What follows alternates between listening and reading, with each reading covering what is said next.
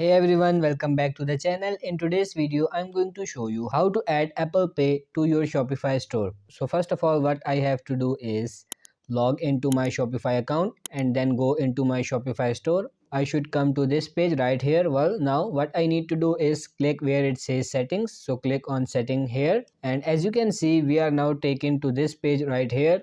What we are going to do in here is to click where it says payments. So click on payments, and if you want to add Apple Pay as your payment gateway or basically as a payment method, then what we are actually going to do is to click right here where it says see all other providers, and then we should be taken to this page right here. What we actually need to do is here to click on this one right here and then click on Apple Pay. As you can see, we get all of this kind payment providers in here that actually also should offer Apple Pay as their So you can see Apple Pay is offered as a payment option for this payment provider right here. So basically, to be able to have Apple Pay on your store, you need to be able to have some of these providers in here basically. So this is exactly how to do so. So that's it for this video. I hope this video was helpful. If it is, like this video and subscribe to our channel. Thank you for watching.